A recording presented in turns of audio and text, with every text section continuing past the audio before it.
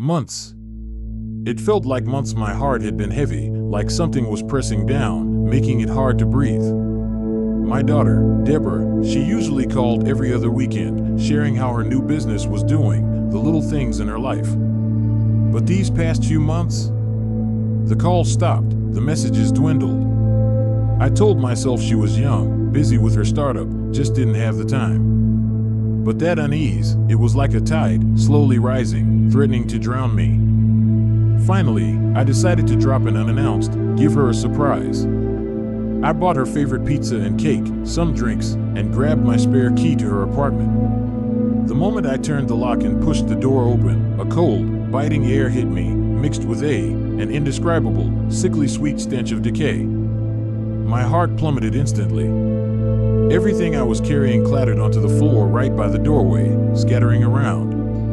The stench was overwhelming, like an unseen claw gripping my throat. I quickly covered my nose and mouth with both hands, tears streaming uncontrollably. Every breath felt like inhaling poison. Fighting back the nausea, I shuffled forward inch by inch towards the living room. With every step, the smell intensified, and my heart hammered wildly. I strained to see into the room, the darkness filled with indistinct shapes, until my eyes fixed on that spot. I saw it. On the living room floor, right in the center, a twisted, indistinguishable mass. My mind went numb, a sudden, deafening silence before a gut-wrenching scream tore from my throat.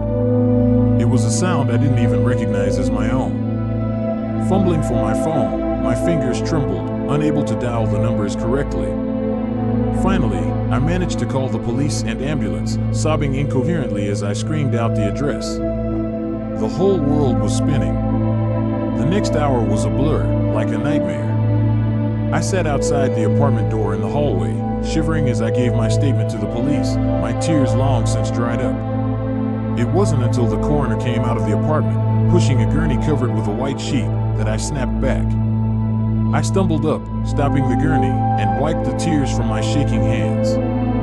My voice was hoarse as I asked the coroner, "Excuse me, how long has she, been there?"